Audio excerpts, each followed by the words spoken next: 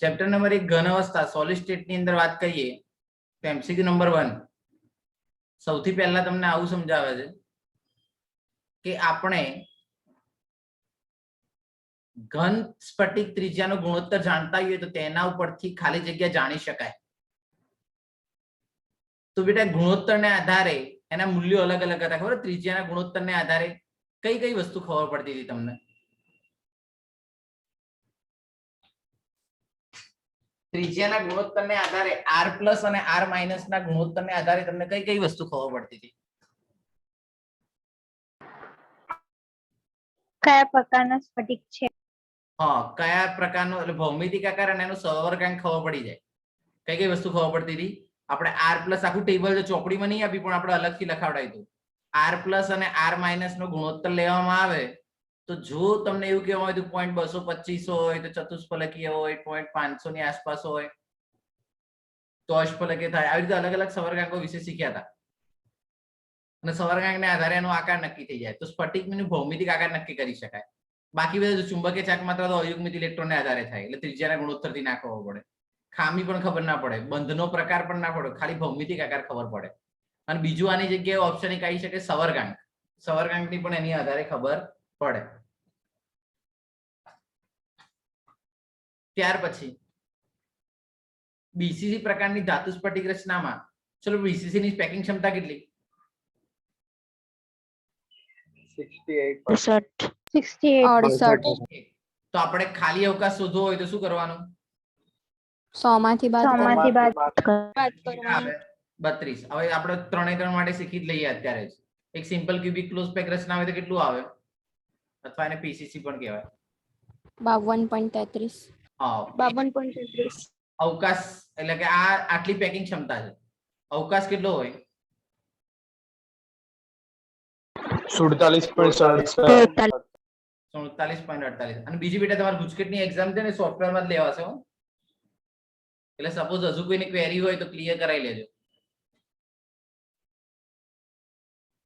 પછી બીસીસી સાઇલ થઈ ગયું તાર ક્લિયર?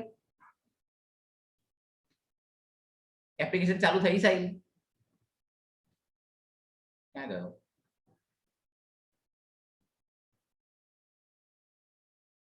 નથી.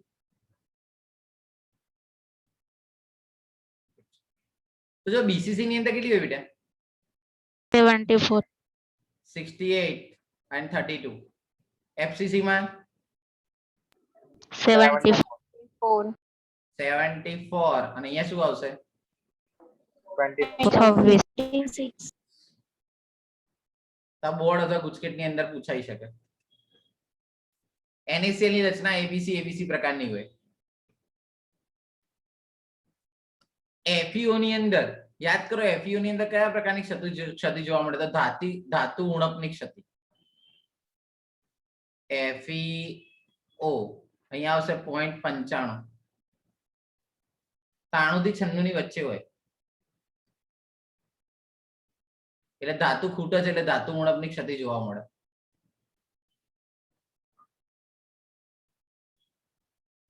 ચલો ધનાયન ગાયબ હોય અને એટલા ઋણાયન ગાયબ હોય અને જો એ આયનીય સ્ફટિક હોય તો કયા પ્રકારની ક્ષતિ? શોર્ટકી. ફ્રેન્કલમાં શું થાય? ફ્રેન્કલ ક્ષતિમાં શું થાય?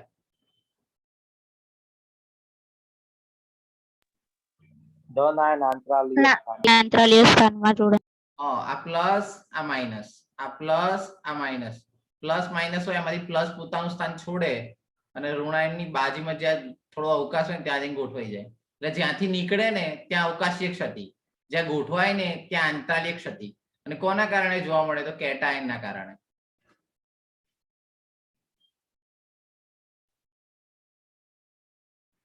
પછી એક ટંગસ્ટન પદાર્થની અંદર પ્રત્યેક ખૂણા, તો સોડિયમ પરમાણુ પ્રત્યેક ખૂણા ઉપર છે. ચલો ખૂણા ઉપર હોય તો ખૂણાની સંખ્યા કેટલી?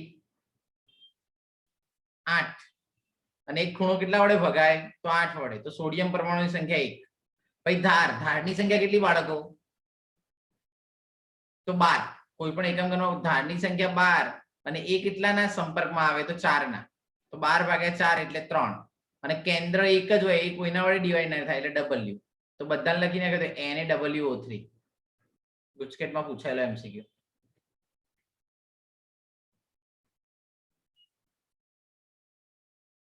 ત્યાર પછી ષષ્ટકોણીય અતિ ક્લોઝ પેક રચનામાં કેટલા ટકા ખાલી જગ્યા હોય છે?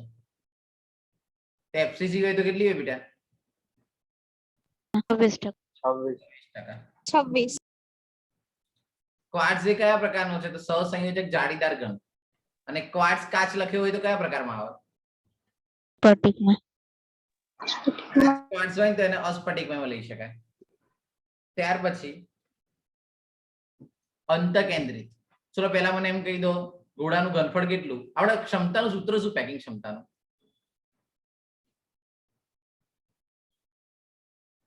પેકિંગ ક્ષમતા બરાબર શું લખી શકાય? તો Z ગુણ્યા ગોળાનું ઘનફળ એટલે કેટલું આવે? 4/3 4/3 પાયર ક્યુબ અને ગુણ્યા 100. નીચે શું આવે? તો 1 ક્યુબ. ઘન. 1 ક્યુબ. કુલ કદ. રેડી? તો ચલો હવે અહીંયા અંતકેન્દ્રિત છે બેટા, પેકિંગ ક્ષમતા કેટલી હોય? સોરી, Z બરાબર કેટલા હોય અંતકેન્દ્રિત હોય તો? 2. 2. ચલો FCC તો કેટલા હોત? 4. 4. અને PCC અથવા સાદો ઘન હોત તો 1. 1. એટલે 2 મૂકી દો. ચલો 4 ને 2 વડે ગુણો કેટલા આવે બેટા? 8. 8. તો 8 ભાગ્યા 3 પાઈ r ક્યુબ ગુણ્યા 100. અને અંતકેન્દ્રિત હોય તો તમને ખબર છે ને, આ વસ્તુ એ ખાસ યાદ રાખવાની ટેબલ માટે.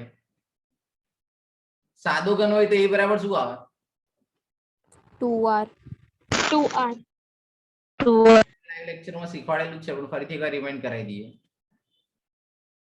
BCC હોય તો 4r/√3. 4r/√3. Very good. FCC હોય તો 2√2r. 2r. હવે અહીંયા r કરતા કરવાનું પૂછ્યું હોય તો બધાને કરતા કરતા આવડતું હોવું જોઈએ. અહીંયા a/2 થઈ જાય, અહીંયા √3a/4 અને અહીંયા a/2√2. તો આટલી વસ્તુ તૈયાર કરવાની થાય. અને MCQ માં આની અંદર ઘણીવાર મૂલ્યો આપ્યા હોય, બીજા ગણતરી કરીને મૂકવાના હોય તો આવડતા હોવા જોઈએ.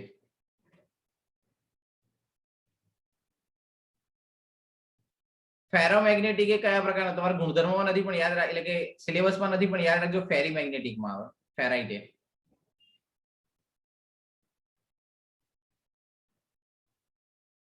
અને આપણે ભણાયેલું છે ખરું, YouTube પર લેક્ચર પર જોઈ લેવું. ત્યાર પછી ફલક કેન્દ્રિત ઘનમાં એકમ કોષ પરમાણુ અને અંતકેન્દ્રિત ઘન કોષમાં પરમાણુ વચ્ચેનો તફાવત. ચલો ફલક કેન્દ્રિતમાં કેટલા આવે? 4. 4. કેટલા આવે?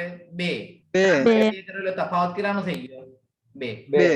તફાવત આવો થાય ને, FCC ના પરમાણુની સંખ્યા માઇનસ BCC ના પરમાણુની સંખ્યા. 4 - 2 એટલે 2.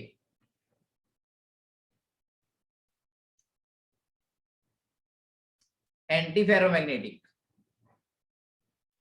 તો MnO. મને આંટો મરાવો એવું યાદ રાખવાનું. આને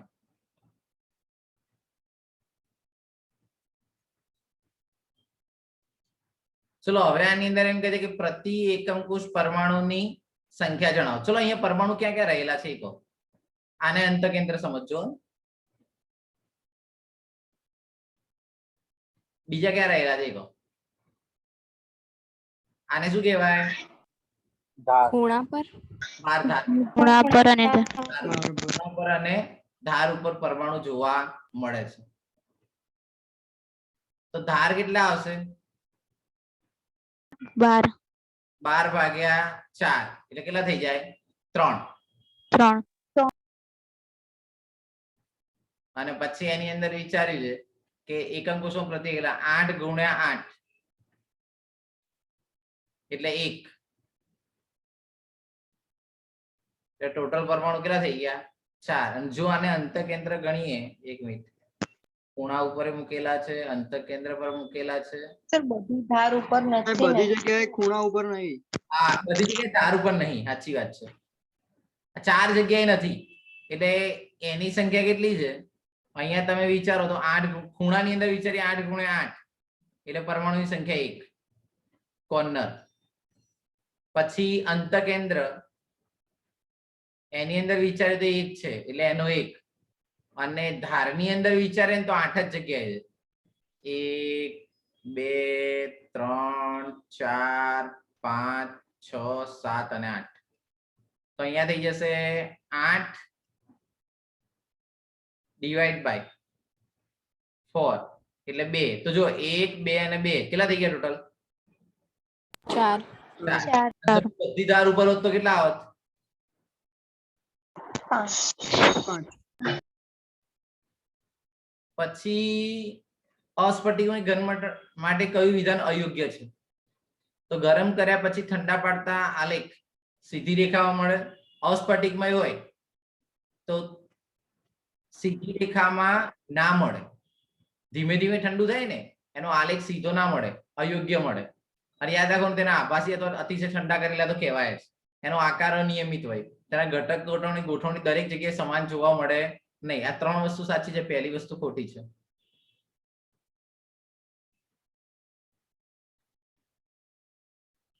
એક સ્ફટિકમય ઘન x અને y પરમાણુથી બનેલા છે.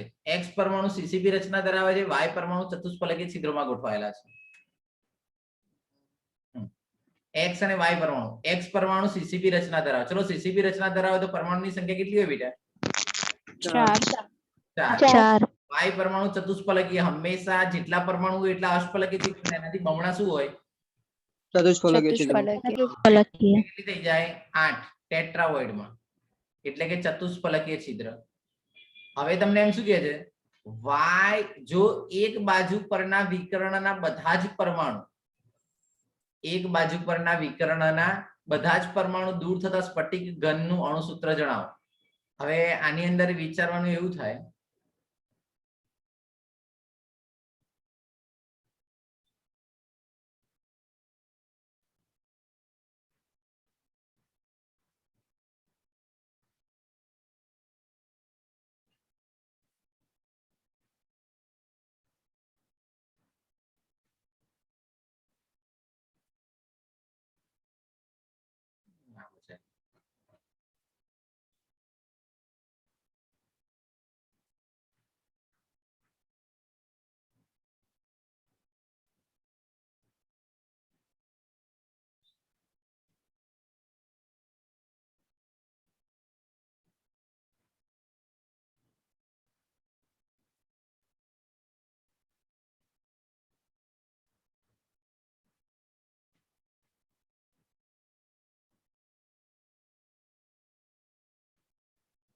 હવે જો આની અંદર તમને એવું કીધું કે x અને પરમાણુ y સીસીપી રચના ધરાવે છે, y પરમાણુ ચતુષ્ફલકીય છિદ્રોમાં ગોઠવાયેલા છે. પછી એક બાજુ પરના વિકર્ણના બધા જ પરમાણુ દૂર કરવામાં આવે. એક બાજુ પરના વિકર્ણના, તો બાજુ પરનો વિકર્ણ વિચારીએ. એક બાજુ પરના બધા જ વિકર્ણ, તો આ થઈ ગયો વિકર્ણ.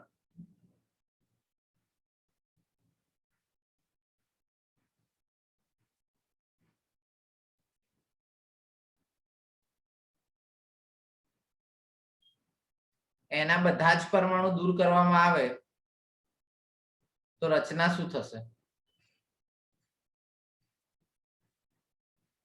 હવે સૌથી પહેલી વસ્તુ એવી વિચારવાની કે સીસીપી રચના છે તો પરમાણુની સંખ્યા 4 છે ટોટલ, જેની અંદર 8 ખૂણા પર હોય અને ધાર ઉપર કેટલા હોય? તો 12. એટલે આના 3 અને આના 1. સર ફલક આવે. શું બેટા? હા, ફલક લઈ લઈએ. રાઈટ. હેલો. તો ફલક વિચારીએ તો કંઈક આવું થાય. 6 ગુણ્યા 1/2. 1/2 એટલે અહીંયા કેટલા આવશે? 3. 3 કેટલા આવશે? 6. હવે તમને એમ કહે છે કે અહીંયાથી પરમાણુ દૂર કરો તો કેટલા ચતુષ્ફલકીય છિદ્ર જાય? બાજુ પરથી દૂર કરો તો કે ચતુષ્ફલકીય છિદ્ર જાય, જાય તો કેટલા જાય?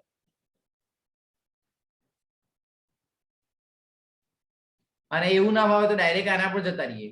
ચલો x બરાબર 4 અને y બરાબર 3. તો y બરાબર 3 ક્યારે પોસિબલ છે? જ્યારે તેની અંદરથી દૂર થયેલા પરમાણુની સંખ્યા 5 હોય, જેવું શક્ય નથી.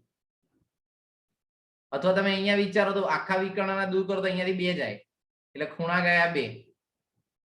2 ગતા રહે એટલે 6 ગુણ્યા 1/8. પછી ફલકની અંદરથી આખું વચ્ચેથી એક સેન્ટર પરમાણુ જાય એટલે અહીંયા કહી શકો તમે એક જતો રહે 5 ગુણ્યા 1/2. 5 ગુણ્યા 1/2. ચલો આ બંનેનો સરવાળો કરો તો કેટલો આવે જવાબ?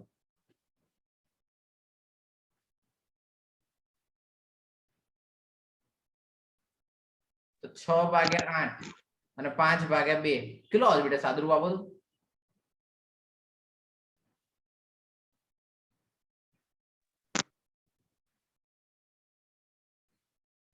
8 × 40 13/4 આવે ને? 13/4.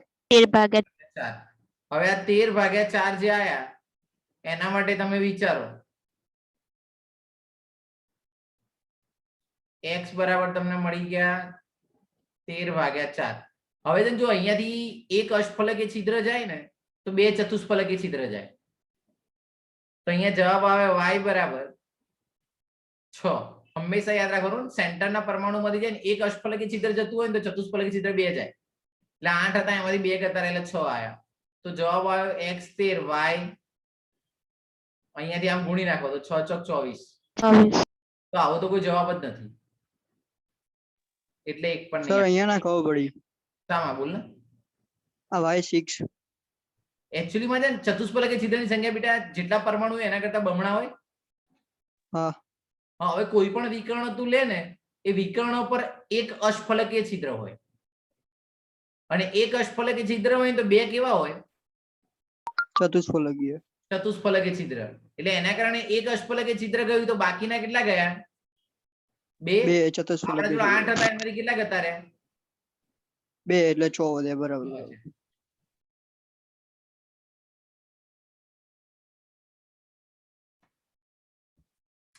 સ્ફટિક પ્રણાલીની ધારની લંબાઈ સમાન હોય એટલે એ બરાબર સમાન હોય એવું કયું આવે? HGS. આ કોના પરથી આન્સર મળ્યો મને? કોષ્ટક પર. હા, ટેબલ. અહીંયા તમે લખી શકો છો A = B = C.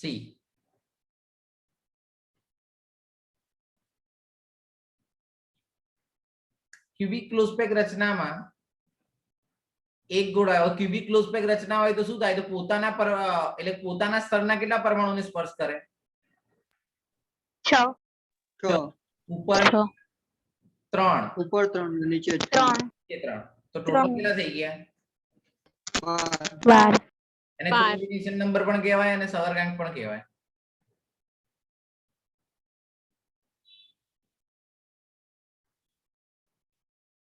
ફલક કેન્દ્રિત ઘનમાં ફલકના મધ્યમાં રહેલા પરમાણુ એકમ કોષ. ચલો આપણે કોઈ એક ઘન લઈ લઈએ તો ફલકમાં આ માની લો કે એક ફલક છે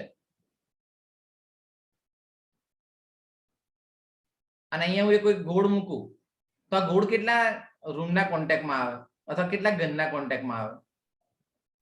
2. અને કોઈ આવું વિચારવું હોય તો વિચારી શકાય.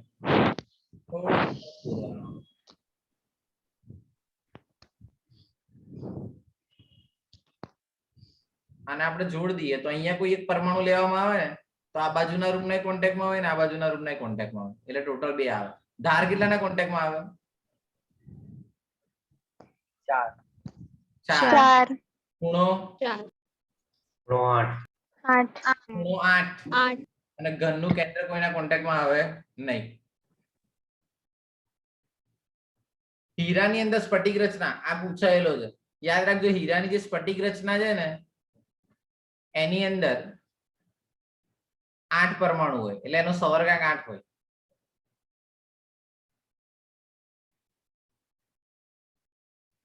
આ બોર્ડમાં પૂછાયેલો છે. પછી NaCl હોય તો NaCl ના એક સોડિયમ આયનના ખૂણામાંથી દૂર થાય તો બાકી રહેલા સ્ફટિકનું શું થાય? એટલે બાકી રહેલા સ્ફટિકનું અણુસૂત્ર NaCl ના સ્ફટિકમાંથી એક સોડિયમ આયન દૂર કરવામાં આવે એટલે કે દૂર કરવામાં આવે તો બાકી રહેલા સ્ફટિક રચનાનું સૂત્ર જણાવો. જો બાળકો NaCl ની રચના હોય તો Na કઈ જગ્યાએ હોય અને Cl કઈ જગ્યાએ હોય એ કહો પહેલા તો મને.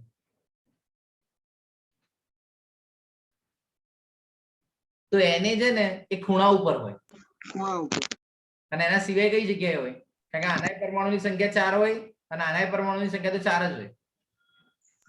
ચતુષ્ફલક છિદ્રોમાં. ચતુષ્ફલકી છિદ્ર પહેલા એકમાં ફલક આવે ને એકમાં શું કહેવાય આ સિવાય છે ને આ એક જગ્યા અહીંયા તો હોય જ આ સિવાય હોય ફલકના કેન્દ્રમાં એટલે 6 ગુણ્યા એક જ મિનિટ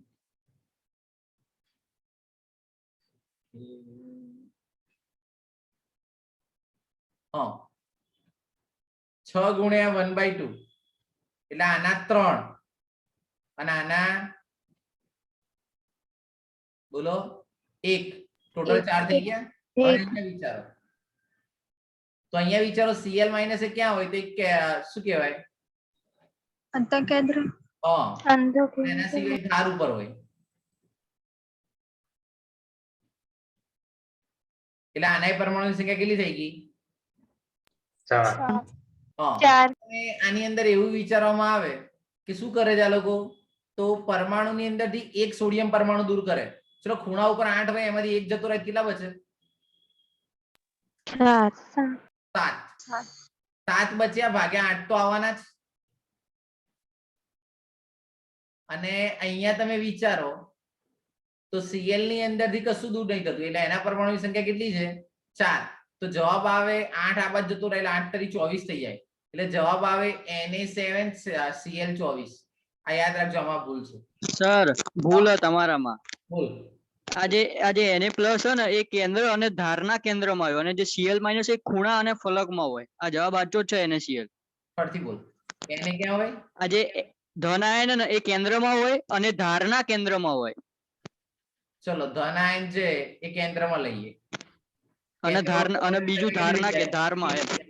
અને ધારની સંખ્યા 12 ભાગ્યા 4 એટલે 3 તો ટોટલ પરમાણુની સંખ્યા કેટલી થઈ ગઈ 4 4 ઓકે ડન. પછી બીજાની અંદર આની અંદર વિચાર આ કઈ જગ્યાએ ખૂણા અને ફલક. હા ખૂણા અને ફલક તો 8 ભાગ્યા 8 એટલે 1 અને ફલક એટલે 6 ગુણ્યા 1/2 એટલે 4. ઓકે હવે તું એક પરમાણુ હટાય છે ક્યાંથી હટાઈશ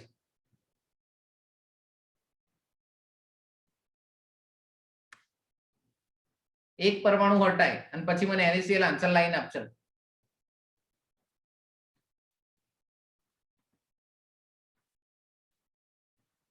એક પરમાણુ હટાઈ અને NaCl આન્સર લઈ આપો કેટલો આવે છે મને કહો. અરે ખૂણામાં લખેલું જ છે ને રકમમાં ખૂણો નહીં લખેલો. એમ નહીં કેતો હું ખૂણામાંથી એક પરમાણુ દૂર કરો ચલો ખૂણામાંથી એક પરમાણુ દૂર કરો અહીંયા કેટલા આવશે 7 ભાગ્યા 8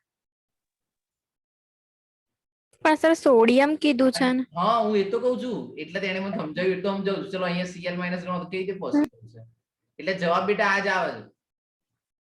હમણાં હું તને સોલ્યુશન મોકલું તું મને હાઈ લખજે WhatsApp પર આખું પેલું ગૂગલ વાળું એટલે ટ્રસ્ટેબલ રહે. ના એના પછી નીચેમાંથી કયું ઉદાહરણ આદિમ એટલે કે ઓર્થોરમ્બિક છે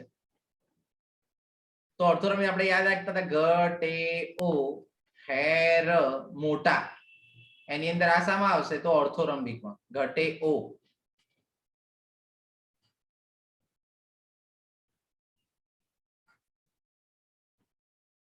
ત્યાર પછી આ સિલેબસમાં નથી પણ યાદ રાખવાનું કે સંયોજકતા પટ અને વાહકતા પટ વચ્ચેના જે અંતર છે એને કહેવાય શક્તિ ગેપ Eg એનર્જી ગેપ.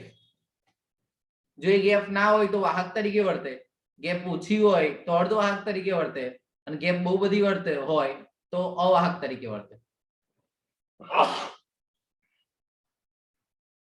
શોર્ટકી ક્ષતિ માં ખામી જોવા મળે.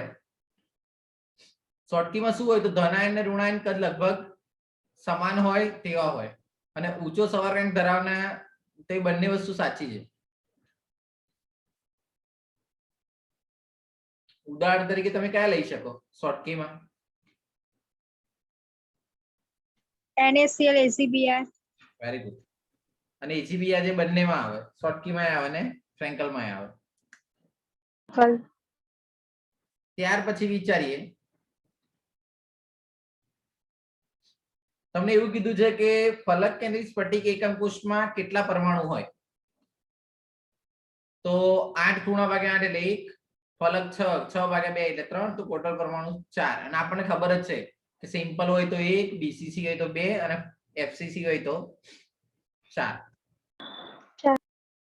પછી વિચારીએ K2Cr2O7 ની સ્ફટિક રચના કયા પ્રકારની? છેલ્લા વાળો આવ્યો ટ્રાઇક્લિનિક ટ્રાઇક્લિનિક, એટલે આની અંદર બધું 0 0 જોઈએ. આપણે યાદ છે 2300 20 20 યાદ રાખતા હતા, એને આધારે છે 0 એટલે એક ઇક્વલ ટુ નથી એમ.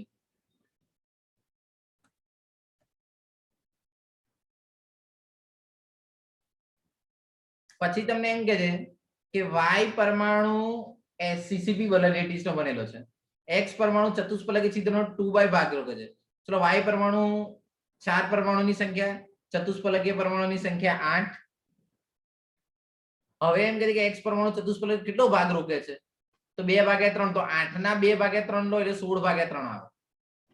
હંમેશા યાદ રાખવાનું જેટલા પરમાણુ હોય એનાથી ચતુષ્ફલકીય છિદ્ર બમણા હોય પણ એનો કેટલોક ભાગ રોકાયેલો છે, એટલે 2/3 વડે ભાગી દે એટલે 16/3 આયા. તો x બરાબર 16/3 અને y બરાબર પરમાણુની સંખ્યા 4, ક્રોસ ગુણાકાર કરો તો 16 અને અહીંયા આવી જાય 12. કોમન કેટલા નીકળશે? 4. કેટલા આવી જાય? x4 y3.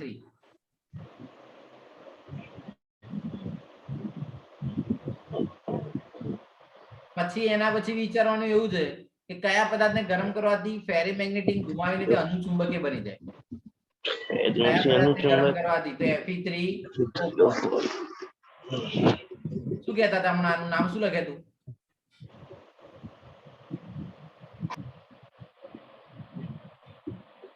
Fe3O4 ને શું કહેવાય? મેગ્નેટાઇટ. હવે અંતઃકેન્દ્રિત એકમ કોષમાં રહેલા કુલ પરમાણુ તેનું કદ કેટલું થાય? અંતઃકેન્દ્રિત હોય એટલે કુલ કદ કેટલું? તો z બરાબર 2 અને ગોળાનું ઘનફળ 4/3 pi r cube ગુણી નાખો તો 8/3 pi r cube.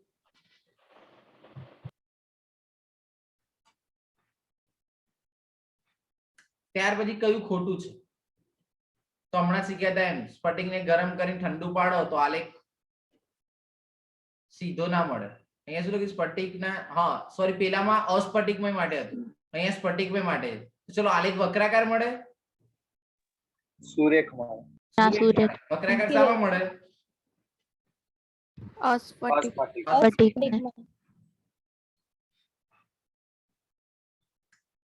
ચલો NaCl ને કારણે રંગ કયો હોય? તો પીળો. અને પછી એમ કહે કયા પ્રકારની ક્ષતિ હોય? તો Ni ની અવકાશને લીધે ધાતુ વધારો ક્ષતિ. ચલો KCl હોય તેનો રંગ કયો હોય? અને LiCl નો રંગ કયો હોય? આમાં KCl માં કયો આવશે? જાંબલી. અને LiCl માં ગુલાબી. બરાબર. તો આજે આપણે આટલા MCQ રાખીએ છીએ, કાલે ફરીથી કન્ટિન્યુ કરીશું આનું આજ. અને વન્સ અગેન રિપીટ, જે લોકો સ્કૂલમાંથી નોટિસ છે ને એક્ઝામ ની બેટા, એ લોકોએ ખાસ યાદ રાખવાનું. એપ્લિકેશનમાં એક્ઝામ હશે અને અત્યાર સુધી નહીં પૂછાય ને એવા MCQ પૂછાશે, પણ બહુ ટફ નહીં હોય, ચિંતા ના કરતા, ગુજકેટ લેવલના હશે. Okay sir.